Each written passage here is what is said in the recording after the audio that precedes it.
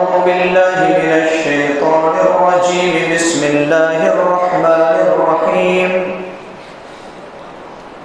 لقد كان لكم في رسول الله أسوة حسنة.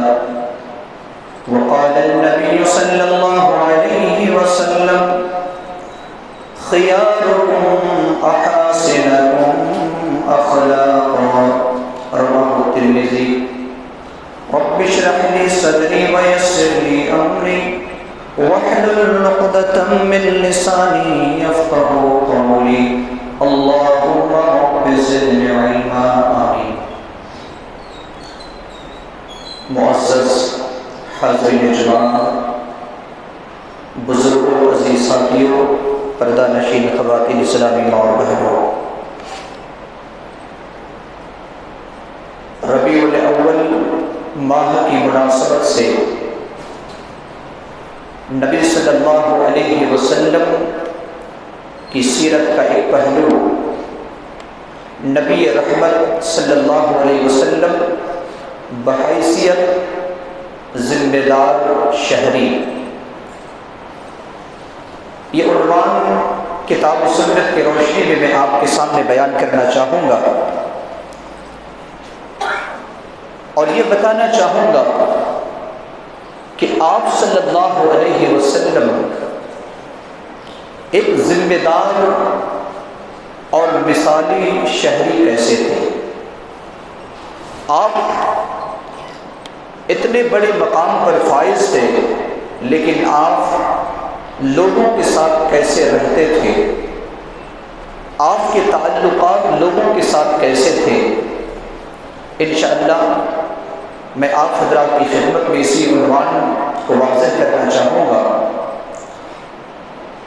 اور آپ صلی اللہ علیہ وسلم کے اس اہم پہلو کو بیان کرنے کا مقصد یہ ہے کہ ہم بھی ایک ذمہ دار شہری اور ایک مثالی شہری بنیں، جس مقام اور جس محلے پر مقیم ہو، جہاں ہمارا گھر اور گاؤں ہو، ایک ذمہ دار شہری کی حیثیت سے ہو اور ایک غیور شہری کی حیثیت سے ہو۔ حضرات گرامی، معاشرے میں، سماج میں رہنے کے لیے دو چیزوں کی ضرورت پڑتی ہے۔ پہلی چیز اپنی ذات کی اصلاح، یعنی اپنی اصلاح، اور دوسری چیز معاشرے کے اندر رہنے والے جو افراد ہیں ان سے اچھا سلوک اور اچھے تعلقات۔ اگر کسی انسان میں یہ دو چیزیں آ جائے، اپنی ذات کی بہترین اصلاح اور پھر دوسرے لوگوں کے ساتھ اچھا برتاؤ، تو یقیناً وہ انسان ایک اچھا اور ذمہ داری شہری بن سکتا ہے اور ایک مثالی شہری بن سکتا ہے۔ اس مناسبت سے اللہ کے رسول صلی اللہ علیہ وسلم کے مجموعی طور پر دو باتیں میں آپ سے کہوں گا کہ اللہ کے رسول صلی اللہ علیہ وسلم آپ کے گفتگو کرنے کا سلیقہ کیا تھا، آپ لوگوں سے بات چیت کرتے تو آپ کا سلیقہ کیا ہوتا، کس انداز میں گفتگو فرمایا کرتے تھے۔ سیدہ عائشہ صدیقہ رضی اللہ تعالی عنہا فرماتی ہیں کہ اللہ کے رسول صلی اللہ علیہ وسلم جب لوگوں میں گفتگو کرتے تو ٹھہر ٹھہر کر گفتگو کرتے۔ سنن ترمذی کی روایت ہے، صحیح بخاری کی روایت میں 3567 میں ہے، کان یحدث حدیثا لو عدہ العاد لاحصاہ۔ آپ صلی اللہ علیہ وسلم اس طریقے سے گفتگو کرتے کہ اگر کوئی شخص اس مجلس میں یا اس محفل میں بیٹھا ہوا رہتا اور آپ کے الفاظ کو، آپ کے ورڈز کو اگر گننا چاہے تو وہ گن سکتا تھا۔ عائشہ رضی اللہ تعالی عنہا فرماتی کہ نبی صلی اللہ علیہ وسلم کی گفتگو کا طریقہ تمہارے جیسے نہیں کہ تیز تیز اور بالکل بہت ہی زور سے تم بولتے جاؤ، تیزی کے ساتھ بولتے جاؤ، نبی صلی اللہ علیہ وسلم کا یہ سلیقہ نہیں تھا۔ اور جہاں تک دوسری چیز ہے وہ ہے عمدہ اخلاق۔ اللہ رب العالمین نے کہا سورۃ القلم کے اندر کہ یقیناً آپ اخلاق کے اونچے پائیدان پر فائز تھے، اور آپ صلی اللہ علیہ وسلم صرف اچھے اخلاق والے نہیں تھے بلکہ آپ نے اپنی امتیوں کے سامنے بھی بہترین اخلاق سے پیش آنے کا حکم دیا۔ سنن ترمذی 1975 نمبر کی حدیث ہے، عبداللہ ابن عمر رضی اللہ تعالی عنہ فرماتے کہ اللہ کے رسول صلی اللہ علیہ وسلم نے فرمایا خیارکم احاسنکم اخلاقا، تم میں سے بہتر شخص وہ ہے جس کے اخلاق بہتر ہو۔ آپ صلی اللہ علیہ وسلم نے بتایا۔ اب آئیے ہم اور آپ دیکھتے ہیں کہ آپ صلی اللہ علیہ وسلم عام شہریوں کے ساتھ آپ کے تعلقات کیسے تھے۔ جب ایک انسان مثالی شہری بننا چاہتا ہے تو اس معاملہ میں نبی صلی اللہ علیہ وسلم کی سیرت کو اپنائیں۔ آپ صلی اللہ علیہ وسلم اپنے عزیز و اقارب، اپنے گھر والوں کے ساتھ کس طریقے سے پیش آتے تھے اور کتنی محبت تھی اپنے گھر والوں کے متعلق، اس حدیث سے پتہ چل سکتا ہے جو صحیح بخاری 5767 نمبر کی حدیث ہے۔ آپ صلی اللہ علیہ وسلم نے فرمایا فاطمۃ بدعۃ منی، فاطمہ رضی اللہ عنہا یہ میری جان کا ایک ٹکڑا ہے۔ فمن اغضبہا اغضبنی، جس نے فاطمہ کو ناراض کیا اس نے مجھے ناراض کیا۔ اللہ کے رسول صلی اللہ علیہ وسلم اپنی بیٹی سے کس طریقے سے محبت کرتے ہیں اور کہتے ہیں کہ یہ میری جان کا ایک ٹکڑا ہے، جیسا کہ ہم میں سے بہت سے لوگ اپنی اولاد کے بارے میں کہتے ہیں۔ اللہ کے رسول صلی اللہ علیہ وسلم کے بارے میں آتا ہے کہ حسنین رضی اللہ عنہما سے کس طریقے سے محبت کرتے تھے، محبت اس قدر کرتے تھے کہ اللہ سے نبی صلی اللہ علیہ وسلم نے دعا کی۔ صحیح بخاری اور سنن ترمذی کی یہ روایت ہے 3769 نمبر کی حدیث، اللہم انی احبہما، اے اللہ میں ان دونوں سے محبت کرتا ہوں، سیدنا حسن اور حسین رضی اللہ عنہما سے محبت کرتا ہوں، فاحبہما، اے اللہ تو بھی ان دونوں سے محبت کر۔ صرف اتنا ہی نہیں، وَأَحِبَّ مَن يُحِبُّهُمَا، اور اے اللہ تو ان سے بھی محبت کر جو حسنین سے محبت کرے۔ اسی لیے ہمارا عقیدہ اللہ کے رسول صلی اللہ علیہ وسلم کے نواسۂ رسول کے بارے میں یہ ہے کہ ہم بے انتہا حسنین سے محبت کرتے ہیں، کیونکہ ان سے محبت کرنا رسول سے محبت کرنا ہے، ان سے محبت کرنا اللہ سے محبت کرنا ہے۔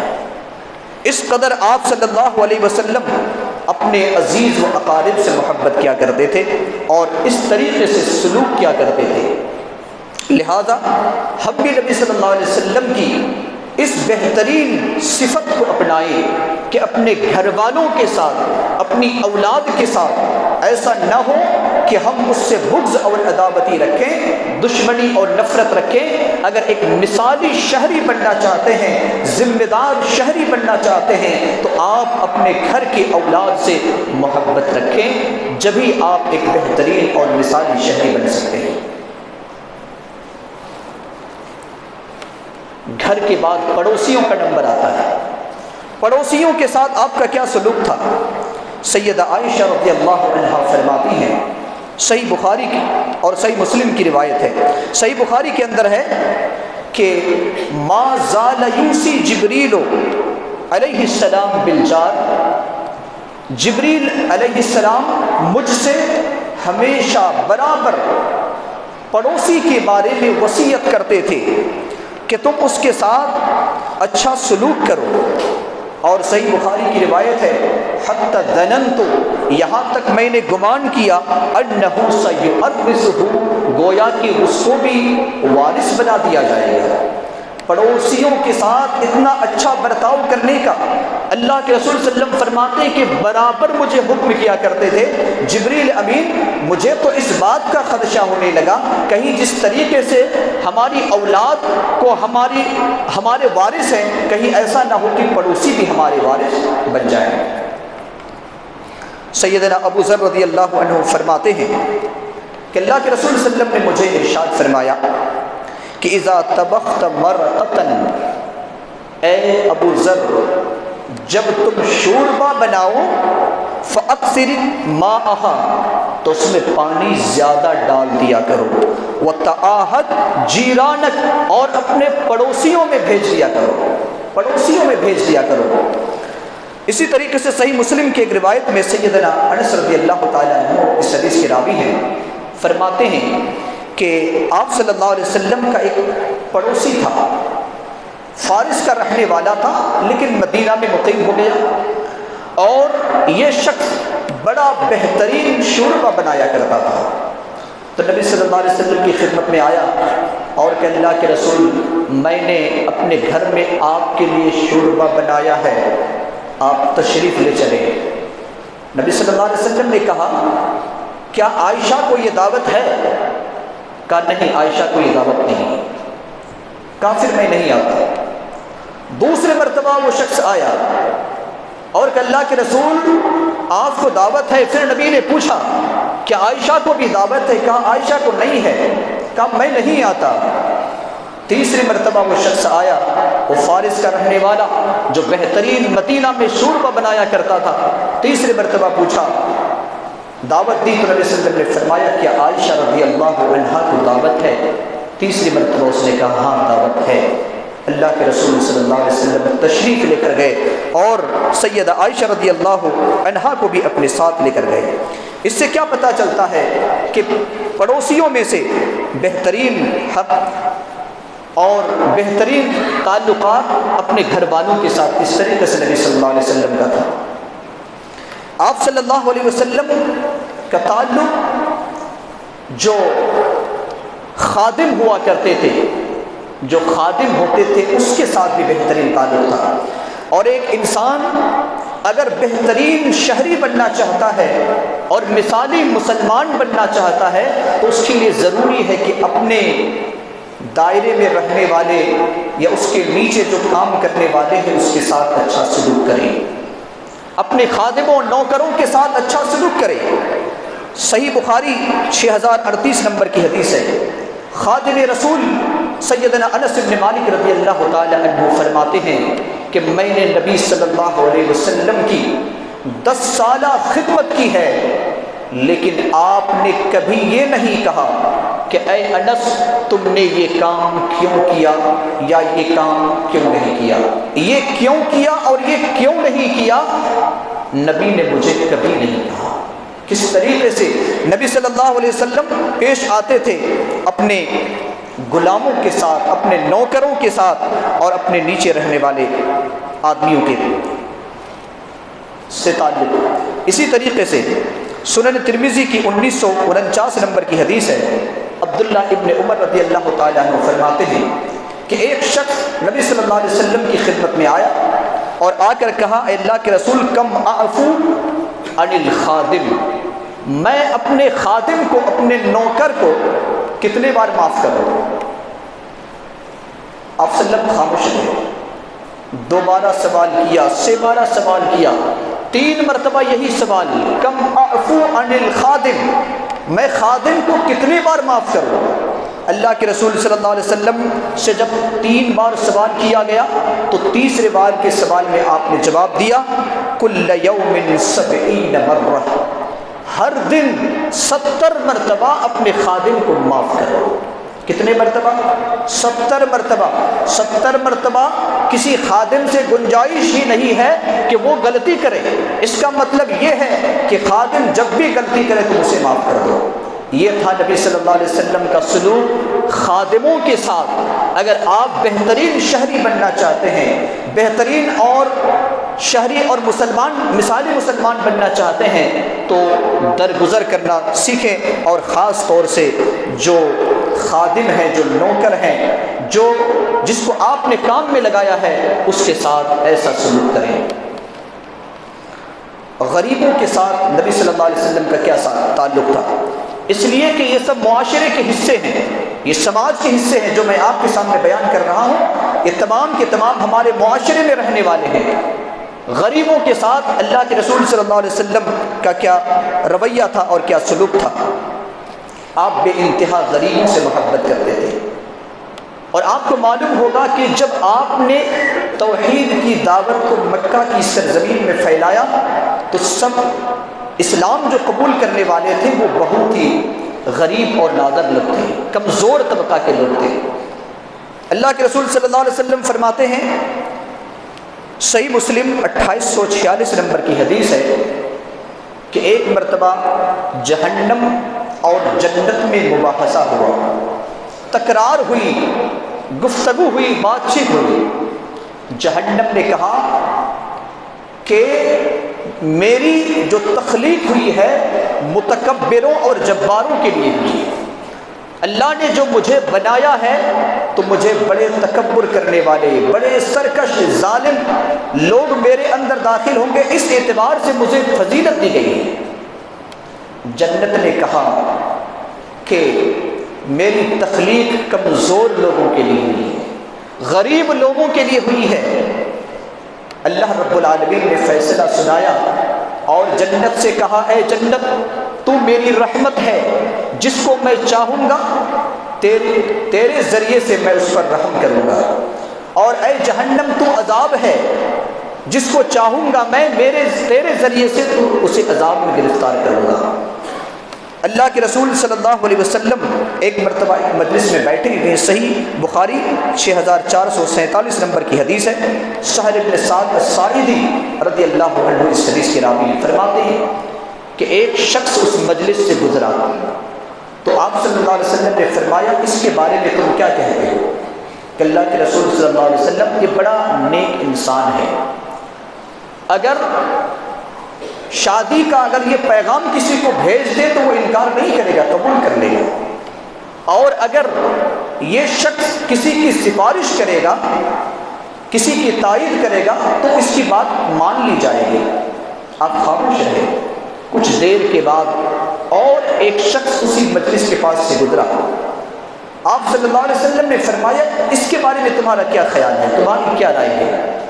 اس نے کہا، اللہ کے رسول صلی اللہ علیہ وسلم یہ مسلمانوں میں کمزور اور غریب انسان ہے، اگر یہ پیغام نکاح کسی کو پیش کرے تو اس کے نکاح کے پیغام کو قبول نہیں کرے گا، اگر کسی کے حق میں سفارش کرے تو اس کی سفارش قبول نہیں ہوگی، اور اگر یہ کوئی بات کہنا چاہے لوگوں میں تو اس کی بات سنی نہیں جائے گی۔ اللہ کے رسول صلی اللہ علیہ وسلم نے اس غریب آدمی کے بارے میں کیا فرمایا؟ امام کائنات علیہ السلام نے فرمایا، جو پہلا شخص گزر گیا تھا جس کی تم بڑی تعریف کر رہے تھے، وہ آدمی، اس طرح کی آدمی اگر زمین بھر ہو، زمین بھر اگر اس طرح کی آدمی ہو تو پیچھے جو غریب انسان گزرا ہے اس کے مقام کو وہ حاصل نہیں کر سکتا۔ اللہ کے رسول صلی اللہ علیہ وسلم نے فرمایا، یہ غریبوں کے ساتھ نبی صلی اللہ علیہ وسلم کا تعلق تھا۔ یہی وجہ ہے کہ آپ صلی اللہ علیہ وسلم غریبوں کے یہاں پر ان کے معمولی دعوت میں بھی تشریف لے جاتے تھے۔ آج تو ہم انتخاب کرتے ہیں، ایک ہی دن میں اگر 2-3 دعوتیں آ جائے تو ہم انتخاب کرتے ہیں کہ کس کی دعوت بڑی ہے، کون پیسے والا ہے۔ اللہ کے رسول صلی اللہ علیہ وسلم غریبوں کی دعوت میں جایا کرتے تھے، یہاں تک کہ اگر کوئی بیمار پڑ جائے تو اس کی عیادت کے لیے آپ جاتے تھے، اگر انتقال ہو جائے تو آپ اس کی نمازوں میں شریک ہوتے تھے، تدفینی عمل تک رہتے تھے۔ یہ نبی صلی اللہ علیہ وسلم کا رویہ تھا غریبوں کے ساتھ۔ ہمارے معاشرے کے اندر بزرگ بھی رہتے ہیں، بزرگ کے ساتھ کیسا سلوک ہونا چاہیے، کیونکہ یہ بھی ہمارے معاشرے کا ایک حصہ ہے۔ اللہ کے رسول صلی اللہ علیہ وسلم فرماتے ہیں کہ اللہ کے رسول صلی اللہ علیہ وسلم، ابو موسیٰ اشعری رضی اللہ تعالیٰ عنہ فرماتی کہ اللہ کے رسول صلی اللہ علیہ وسلم نے فرمایا، سنن ابو داؤد کی روایت ہے 4843 نمبر کی حدیث، ان من اجلال اللہ اکرام ذی الشیبۃ المسلم، یعنی مسلمان بزرگوں کی تعظیم کرنا اللہ کی تعظیم کا حصہ ہے۔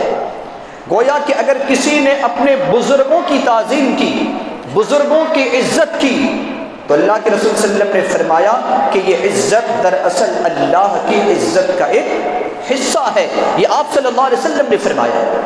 آپ نے یہ بھی فرمایا کہ جو ہمارے بزرگوں کی عزت نہ کرے وہ میری امتی کا وہ فرد نہیں ہو سکتا ہے۔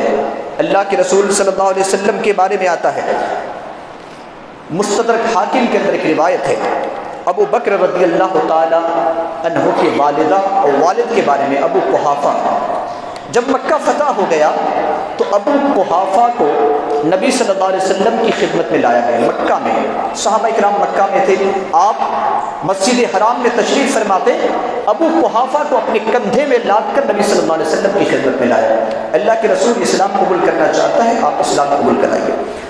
اللہ کے رسول صلی اللہ علیہ وسلم نے کیا فرمایا، ہلا ترکت الشیخ حتی آتیہ، اس کو اپنے گھر میں کیوں نہیں رہنے دیا؟ میں اس کی خدمت میں خود آتا اور آ کر کے اسے اسلام قبول کراتا، اسے کلمہ پڑھاتا، تمہیں تو اس کو لانے کی ضرورت نہیں تھی۔ یعنی آپ نے بزرگ کو اپنے پاس بلانا آپ نے اس بات سے بہتر سمجھا کہ میں خود اس کے پاس جاتا اور میں اسے جا کر کلمہ پڑھاتا۔ تو آپ صلی اللہ علیہ وسلم کا تعلق بزرگوں کے ساتھ ایسا تھا، لہٰذا ایک بہترین اور مثالی مسلمان یا بہترین شہری اس وقت تک بن نہیں سکتا جب تک کہ وہ اپنے بزرگوں کا ادب و احترام نہ کرے۔ ہمارے معاشرے کے اندر عورتیں بھی رہتی ہیں اور عورتوں کے ساتھ اللہ کے رسول صلی اللہ علیہ وسلم کا کیا تعلق تھا۔ سنن ترمذی کی روایت، اس حدیث کو آپ نے کئی مرتبہ سن چکا ہے کہ خیرکم خیرکم لأہلہ وانا خیرکم لأہلی، تم میں سے بہتر وہ ہے جو اپنے گھر کی عورتوں میں بہتر ہو اور میں اپنے گھر کی عورتوں میں بہتر ہوں، نبی صلی اللہ علیہ وسلم نے فرمایا۔ صحیح مسلم کی ایک روایت، ایک عورت جس کی عقل میں کچھ خرابی تھی، جس کو ہم عام طور پر پاگل عورت کہتے ہیں۔ یوں تو پاگل آدمی سے ہماری نفرت ہوتی ہے، ہم نفرت کرتے ہیں، یہ ہمارا معاشرہ ہے، لیکن اللہ کے رسول صلی اللہ علیہ وسلم کی خدمت میں آ کر کے وہ عورت جو پاگل تھی نبی صلی اللہ علیہ وسلم سے کہتی ہے کہ اللہ کے رسول آپ سے مجھے وقت چاہیے، کچھ کام ہے۔ اللہ کے رسول صلی اللہ علیہ وسلم نے کہا ٹھیک ہے، تم جہاں چاہو جس وقت چاہو ملنا مل لو۔ آپ صلی اللہ علیہ وسلم اس کے کہنے کے مطابق آپ اسی جگہ پر جا کر اس سے ملتے ہیں۔ یہ ہے صرف عورتوں کے ساتھ نہیں بلکہ اس عورتوں کے ساتھ آپ کا سلوک جسے ہم اور آپ پاگل کہہ کر کے اپنے گھر سے دھکے مار کر نکال دیتے ہیں اور اس سے برا بھلا کہتے ہیں، اس کی طرف دیکھنا بھی گوارا نہیں کرتے، ایسے عورتوں کے ساتھ اللہ کے رسول صلی اللہ علیہ وسلم کا یہ تعلق تھا۔ لہٰذا جب ہم ایک بہترین شہری بننا چاہتے ہیں تو ضروری ہے کہ عورتوں کی عزت کرنا سیکھیں، عورتوں کا ادب و احترام کرنا سیکھیں۔ جب تک آپ عورتوں کی عزت نہیں کر سکتے ہیں آپ بہترین شہری اور بہترین اور مثالی مسلمان بن ہی نہیں سکتے ہیں۔ اسی طریقے سے آخری ایک نقطہ کہہ کر اپنی بات کو ختم کروں گا۔ ابھی تو بہت ساری باتیں ہو گئی کہ ہمارے معاشرے کے اندر عزیز و اقارب کے ساتھ، غلاموں کے ساتھ، رشتہ داروں کے ساتھ، بزرگوں کے ساتھ کس طریقے سے پیش آنا چاہیے۔ ہمارے معاشرے کے اندر غیر مسلم بھی رہتے ہیں، ہمارے معاشرے کے اندر یہود و نصارہ بھی ہو سکتے ہیں، ہمارے معاشرے کے اندر آتش پرست اور مجوسی بھی ہو سکتے ہیں، ان کے ساتھ کیسا سلوک ہونا چاہیے۔ اللہ کے رسول صلی اللہ علیہ وسلم کی اس حدیث کو سنیے جس کو امام بخاری رحمہ اللہ نے عبداللہ ابن عمرو بن عاص رضی اللہ عنہ سے نقل کرتے ہیں۔ صحیح بخاری 3166 نمبر کی حدیث، آپ صلی اللہ علیہ وسلم نے فرمایا، حدیث کا ترجمہ یہ ہے کہ جس نے کسی معاہد کافر کو قتل کر دیا، معاہد اقلیت کو کہا جاتا ہے، مثال کے طور پر جہاں پر اسلامی حکومت ہے وہاں مسلمان اکثریت میں ہیں، اور جو غیر مسلم ہے وہ کیا ہے؟ اقلیت میں ہے، جیسا کہ ہم یہاں پر اقلیت میں ہیں اور غیر مسلم کیا ہے؟ اکثریت میں ہے۔ تو معاہد کا ایک ترجمہ یہ بھی ہے کہ جس نے ایسے لوگوں کو قتل کیا جو اقلیت میں ہے، اللہ کے رسول صلی اللہ علیہ وسلم نے فرمایا لم یرح رائحۃ الجنہ، وہ بندہ جنت کی خوشبو بھی نہیں پائے گا، وَإِنَّ رِيحَهَا، اور یقیناً جنت کی خوشبو توجد من مسیرت 40 عاما، 40 سال کی مسافت سے انسان محسوس کرے گا۔ اللہ کے رسول صلی اللہ علیہ وسلم نے فرمایا بے گناہ اگر کسی کافر کو کسی نے قتل کیا، اللہ کے رسول صلی اللہ علیہ وسلم نے فرمایا کہ وہ انسان جنت میں جانا تو دور کی بات ہے، جنت کی خوشبو بھی نہیں پائے گا۔ صحیح بخاری کی روایت ہے، انس بن مالک رضی اللہ تعالیٰ عنہ فرماتے ہیں کہ ایک یہودی بچہ نبی صلی اللہ علیہ وسلم کی خدمت کیا کرتا تھا اور وہ بچہ بیمار پڑ گیا۔ آپ صلی اللہ علیہ وسلم اس کی عیادت میں گئے۔ اس سے کیا پتہ چلتا ہے کہ عیادت غیر مسلموں کی بھی کی جاتی ہے۔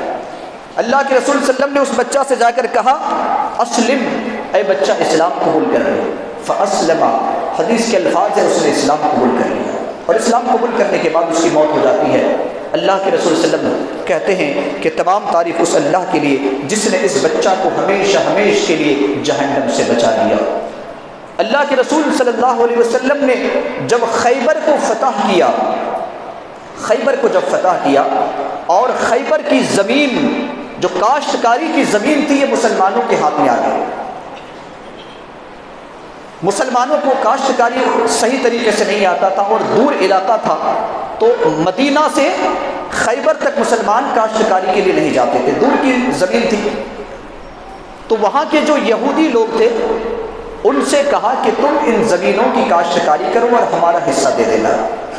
یہ معاہدہ ہوا، ایگریمنٹ ہو گیا، نصف حصہ میں یہ معاہدہ ہو گیا۔ جب فصل تیار ہو گئی تو عبداللہ بن رواحہ رضی اللہ عنہ کو اصولی کے لیے بھیجا، کہاں؟ خیبر، کہ جاؤ فصل پک چکی ہے اور اب وہاں کا ہمارا جو حصہ ہے لے کر کے آؤ۔ جب عبداللہ بن رواحہ رضی اللہ عنہ خیبر پہنچتے ہیں اور پیداوار کو، اناج کو یا جو بھی پھل فروٹ وہاں پر پیداوار کے طور پر ہوتے تھے انہیں تقسیم کیا۔ عبداللہ بن رواحہ نے 2 حصوں میں تقسیم کیا۔ تو یہودیوں نے کہا کہ ہم اس سے پہلے بھی کاشتکاری کرتے تھے لیکن یہ رواج نہیں تھا کہ جس کی زمین ہو اسے حصہ زیادہ ملتا ہے اور جو کاشتکاری کرنے والے اسے حصہ کم ملتا ہے۔ یعنی یہودی خود کہہ رہے ہیں کہ ہمیں حصہ آدھا نہیں ملنا چاہیے، آدھا سے کم ملنا چاہیے، اور آپ زمین والے ہیں لہذا آپ کو زیادہ حصہ ملنا چاہیے۔ تو عبداللہ بن رواحہ رضی اللہ عنہ نے کہا کہ نہیں، ہم نے جو عہد کیا تھا، جو ایگریمنٹ کیا تھا، نبی صلی اللہ علیہ وسلم نے جس پر دستخط کی ہے، ہم اس سے مکرنے والے نہیں ہیں، بلکہ آدھا حصہ آپ کو، آدھا حصہ ہمارا۔ تو پھر دیکھیے یہودیوں نے جو الفاظ استعمال کیے بڑے ہی بہترین اور سنہرے الفاظ تھے۔ انہوں نے کیا کہا؟ ھذا الحق وبہ تقوم السماء والارض، یہی حق ہے اور اسی کی وجہ سے آسمان اور زمین اپنی جگہ پر قائم ہے۔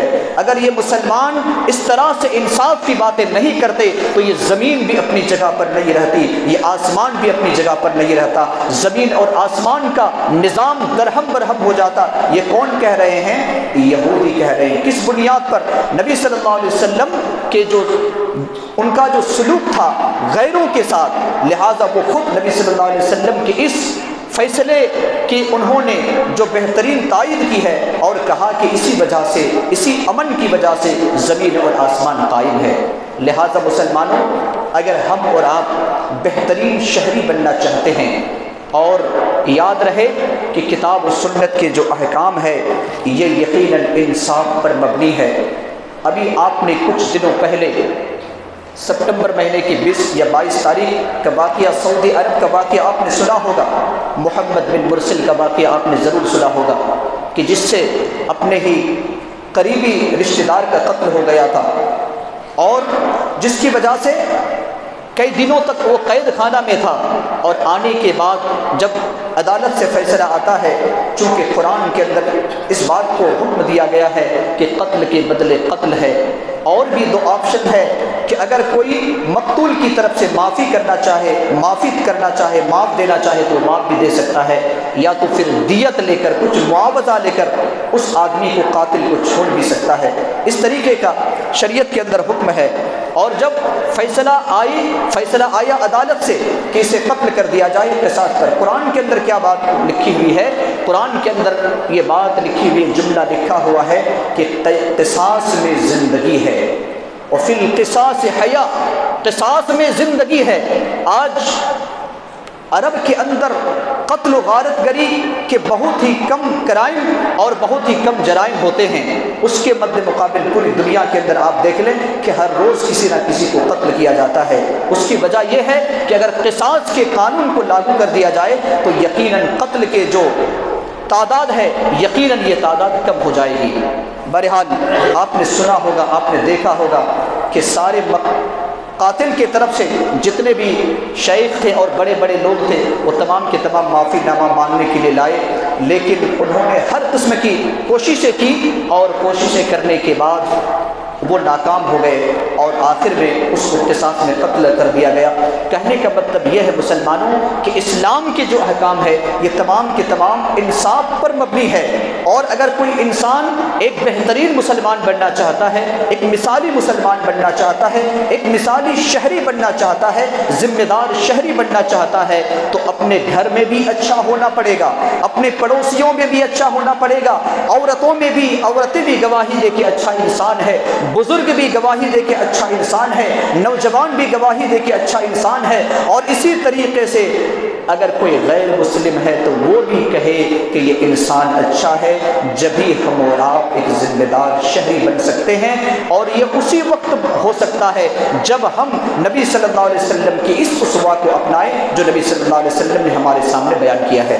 اللہ رب العالمین سے دعا ہے کہ اللہ رب العالمین ہم تمام لوگوں کو کتاب و سنت پر عمل کرنے کی توفیق عطا فرمائے، اور ہم تمام لوگوں کو ایک ذمہ دار اور مثالی شہری اللہ رب العالمین بنائے، اور اللہ رب العالمین ہمارے اس بہترین صفتوں کو دیکھ کر لوگ متاثر ہو۔ اے اللہ تو اس کی توفیق عطا فرما۔ رب کریم ہم میں سے جو بیمار ہے اے اللہ تو نے شفاء کاملہ اور صحت عاجلہ نصیب عطا فرما۔ ہم میں سے جو پریشان حال میں مبتلا ہے اے اللہ تو ان کی پریشانی کو دور فرما۔ رب کریم ہمارے مرحومین اور مرحومات کی قبر کو نور سے منور فرما دے، جنت الفردوس میں اعلیٰ مقام نصیب عطا فرما، ہماری گناہوں کی مغفرت فرما، ہمارے سیئات کو درگزر فرما، ہمارے حسنات کو قبول کر لے، ہمیں صحت اور تندرستی کی زندگی عطا فرما، ایمان اور استقامت کی زندگی عطا فرما، ہماری اولاد کو، ہماری عورتوں کو اے اللہ ہماری آنکھوں کی ٹھنڈک بنا، جب تک زندہ رکھ، ایمان اور اسلام پر زندہ رکھ، جب اپنے پاس بلا ایمان اور اسلام پر بلا۔ بارک اللہ لنا ولکم فی القرآن العظیم۔